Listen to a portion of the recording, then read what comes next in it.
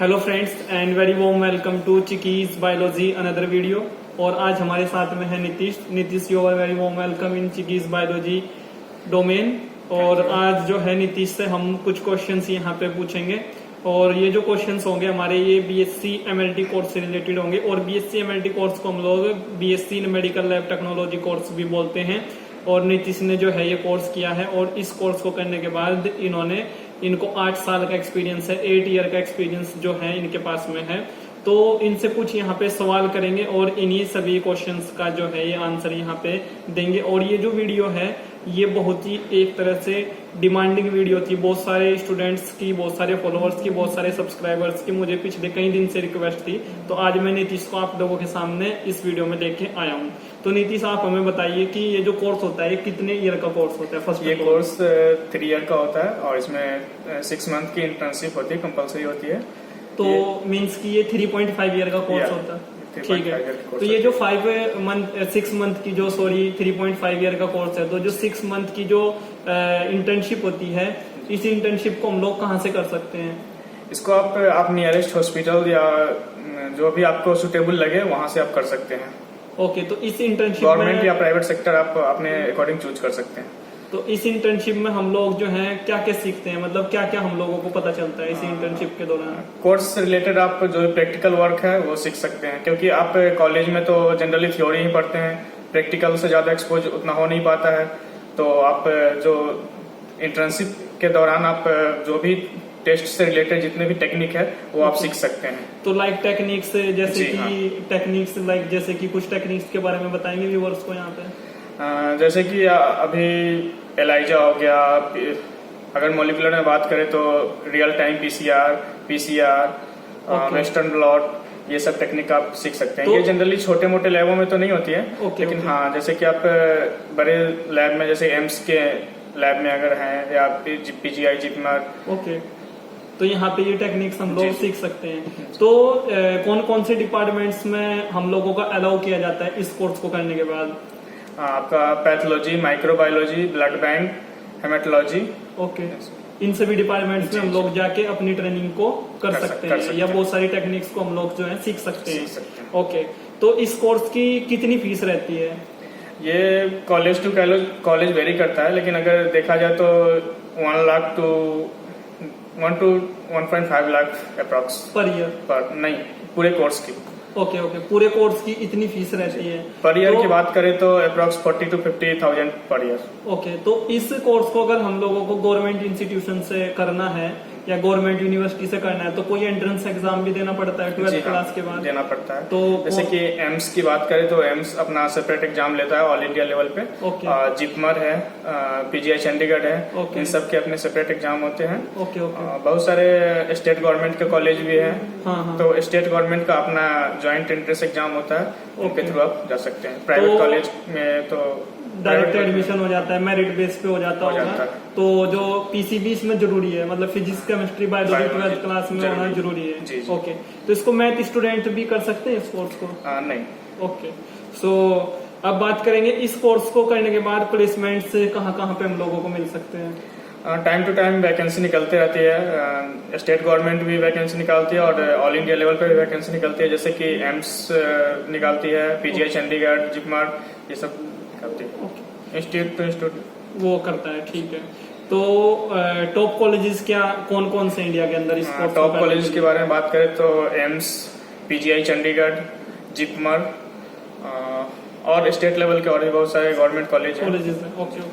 सो अगर हम लोगों को इस कोर्स को करने के बाद सेल्फ की लैब ओपन करनी हो तो इसके लिए क्या करना पड़ेगा? सेल्फ की लैब ओपन कर सकते हैं, बट आपको रिपोर्ट साइन के लिए, साइनिंग ऑथोरिटी के लिए आपको एक एमडी पैथोलॉजिस्ट जरूरी है, क्योंकि lab as a lab technician आपको साइनिंग ऑथोरिटी नहीं मिलती है। ओके। तो हमें कोई ना कोई जो है जैसे कि एमडी डॉक्टर की वहाँ पे जरूरत है, क्योंकि वही उसको जो है रिव्यू करेगा रिपोर्ट को, उसी के बाद वो वैलिड मानी जाएगी रिपोर्ट। ठीक है नीतीश। तो अब बात करेंगे कि एक क्वेश्चन और आ रहा था बहुत सारे फॉलोअर्स का कि जो फिजियोथेरेपी कोर्स आपने सुना होगा, फिजियोथेरेपी कोर्स, और एक जो नर्सिंग कोर्स होता है और एक जो बीएससी एमएलटी कोर्स होता है, तो इन तीनों कोर्सेज में क्या आप सिमिलरिटी या डिसिमिलरिटी या कौन सा अच्छा कौन सा खराब है, इसमें क्या आप सोचते हैं? इसके बारे में बताइए। इन तीनों कोर्स में अगर बात करें तो सबसे बेस्ट मैं नर्सिंग कोर्स को मानूंगा। ओके। क्योंकि इसमें ऐसे तो ये कोर्स 4 ईयर का है और इसमें 1 ईयर कई कॉलेज 6 मंथ या 1 ईयर का इंटर्नशिप भी होते हैं नर्सिंग कोर्स में। जी जी। ओके।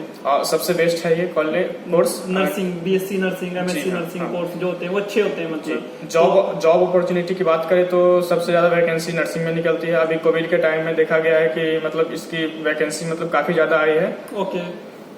तो और फिजियोथेरेपी कोर्स पे क्या आपकी राय है, क्या पॉइंट ऑफ व्यू है? फिजियोथेरेपी कोर्स भी अच्छी है। ये 4 ईयर की कोर्स होती है, बैचलर कोर्स 4 ईयर की होती है।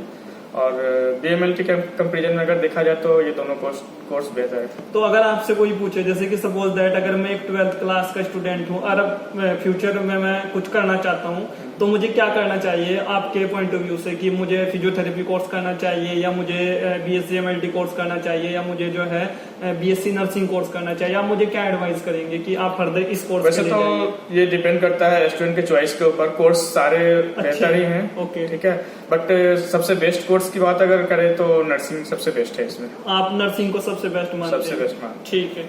तो ये भी एक जो डिबेट थी, ये भी एक जो क्वेरी थी स्टूडेंट्स की, ये भी नीतीश ने जो है यहाँ पे क्लियर कर दी है। और बहुत सारे स्टूडेंट्स के मन में इस तरह के जो डाउट्स होते हैं, जो सवाल होते हैं वो रहते हैं, और नीतीश ने जो है इस क्वेश्चन का बहुत अच्छे से यहाँ पे आंसर जो है दिया है। तो अब बात करेंगे आपका क्या एक्सपीरियंस है, जैसे कि आपको तो 8 ईयर का एक्सपीरियंस है, तो आपका क्या एक्सपीरियंस है आपके बीएससी एमएलटी कोर्स को करने के बाद? आपका 8 ईयर का अगर मैं एक लाइन में रिस्पॉन्स जानूं तो क्या बोलेंगे आप, क्या मैसेज देंगे व्यूअर्स को इस क्वेश्चन पे? मेरा शुरू से ही इंटरेस्ट था, क्योंकि मेरे फैमिली बैकग्राउंड की बात करें तो वो भी मेडिकल से रिलेटेड ही है। ओके। और शुरू से ही इंटरेस्ट था कि मुझे भी मेडिकल सेक्टर में ही जाना है, तो मैंने इस प्रोफेशन को चूज किया। और मैं अभी मतलब सेटिस्फाइड हूँ अपने कोर्स से। ठीक है। क्योंकि मैं अभी फिलहाल एम्स में काम कर रहा हूँ पिछले 7 सालों से। ओके। तो यहाँ पे तो आपने बहुत सारी चीजों को एक्सप्लोर किया होगा, बहुत सारी टेक्निक्स को आपने एक्सप्लोर किया होगा, क्योंकि एम्स जो होता है वो तो all India institute of medical sciences है। तो यहाँ पे तो हर एक फैसिलिटी आपको मिली होगी जो आपने कभी अपने ड्रीम्स में सोचा होगा कि ऐसा होना चाहिए माहौल, वैसा होना चाहिए जॉब के लिए। तो you are satisfied for your job. तो अब बात करेंगे कि आप सैलरी का क्या सीन है। ये मोस्ट इम्पोर्टेंट क्वेश्चन है, ये क्वेश्चन स्टार्टिंग में ही पूछा जाना चाहिए था इस वीडियो के, ठीक है, बट मैं लास्ट में पूछ रहा हूँ क्योंकि अगर स्टार्टिंग में सैलरी से रिलेटेड कोई क्वेश्चन हम पूछ लेंगे तो थोड़ा सा वहां पे सही नहीं रहता। तो कोर्स के बारे में पहले बताएंगे, उसके बाद में जो है सैलरी कितनी मिलेगी। तो एज अ फ्रेशर कैंडिडेट अगर कोई स्टूडेंट जॉब के लिए जाता है इस कोर्स को कंप्लीट करने के बाद, तो उसको कितनी वहां पे सैलरी मिलेगी, इसके बारे में कुछ बताइए। गवर्नमेंट सेक्टर की अगर बात किया जाए तो आपको 30 to 40,000 स्टार्टिंग सैलरी होती है गवर्नमेंट सेक्टर में। ओके। और ये टाइम टू टाइम आपको इंक्रीजमेंट होते रहेगा, तो ये अप्रॉक्स 80-90,000 तक मैक्सिमम जा सकती है ये सैलरी। अच्छा। Depend on your post. Okay okay. ये पोस्ट डिपेंड करता है, पोस्ट वाइज चेंज होते रहते। तो इस कोर्स को करने के बाद इन फ्यूचर आगे क्या क्या अपॉर्चुनिटीज हैं, लाइक जैसे कि मास्टर कोर्स करना चाहिए? हाँ। तो मास्टर एमएससी एमएलटी आप कर सकते हैं, इसमें आगे आप पीएचडी भी कर सकते हैं, पोस्ट डॉक भी कर सकते हैं। ओके।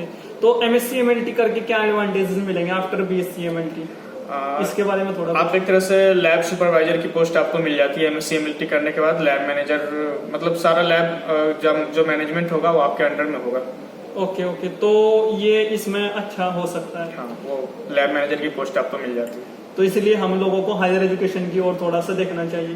तो एक और क्वेश्चन यहाँ पे निकल के आ रहा है कि जो बीएससी एमएलटी कोर्स है, बीएससी एमएलटी कोर्स के तुरंत बाद हम लोगों को जो है जॉब के लिए जाना चाहिए, या फर्स्ट ऑफ ऑल हम लोगों को BSc MLT plus MSc MLT course करना चाहिए, देन हम लोगों को ट्राई करना चाहिए जॉब के लिए? तो इस पे आपका क्या पॉइंट होगा? मैं तो हायर एजुकेशन के लिए प्रायोरिटी दूंगा, क्योंकि हायर एजुकेशन तो करना ही चाहिए।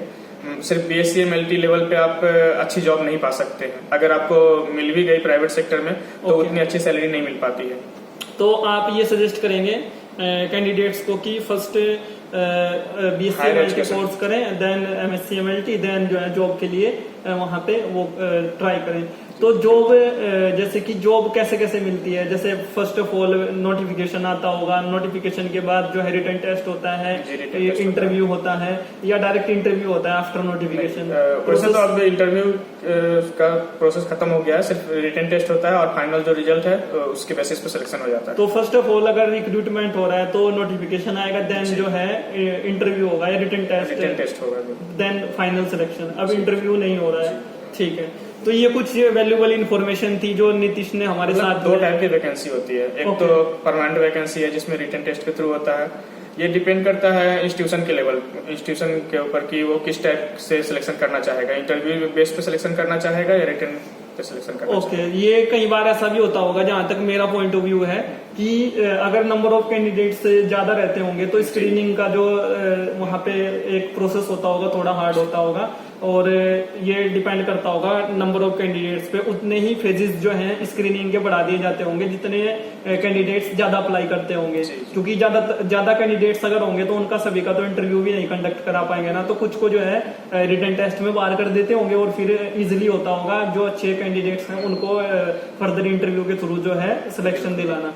तो आज हमारे साथ में जो है नीतीश थे, और नीतीश ने जो है बहुत सारे क्वेश्चंस का यहाँ पे अच्छे से आंसर किया है, और मैं कई दिन से इनसे रिक्वेस्ट कर रहा था कि बहुत सारी स्टूडेंट्स की हेल्प होगी, आप जो है एक वीडियो में मेरे साथ में चलिए, क्योंकि अगर मैं आप लोगों को BSc MLT कोर्स के बारे में बताता तो उसका इतना अच्छा इम्पैक्ट ना जाता आप लोगों के लिए। बट जब कोई कैंडिडेट, किसी कैंडिडेट ने अगर वो कोर्स किया है और उसको करने के बाद 8 ईयर का एक्सपीरियंस लिया है, तो अगर वो कैंडिडेट अपना एक्सपीरियंस, अपना जो एक उसका पॉइंट ऑफ व्यू है, अगर वो आप लोगों के साथ में शेयर करता है तो उसका कुछ और ही इम्पैक्ट फैक्टर वहां पे एक तरह से इंक्रीज होता है, तो इम्पैक्ट पड़ता है उसका।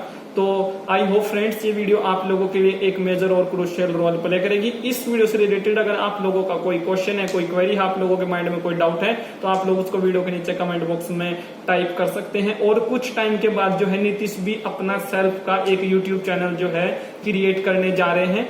तो इनके YouTube चैनल की, जैसे इनका YouTube चैनल बनेगा, इनके YouTube चैनल की जो लिंक है मैं आप लोगों को अपनी इस वीडियो के डिस्क्रिप्शन बॉक्स में अवेलेबल करा दूंगा। उस लिंक के थ्रू आप लोग इनके साथ में डायरेक्ट कनेक्ट हो सकते हैं और इनसे भी अपने बहुत सारे क्वेश्चंस जो है पूछ सकते हैं इस कोर्स से रिलेटेड या इस फील्ड से रिलेटेड, और मुझसे भी पूछ सकते हैं। जो मुझे पता है वो मैं आप लोगों को शेयर कर दूंगा आप लोगों के साथ में, और जो नीतीश को पता है, नीतीश तो इस फील्ड के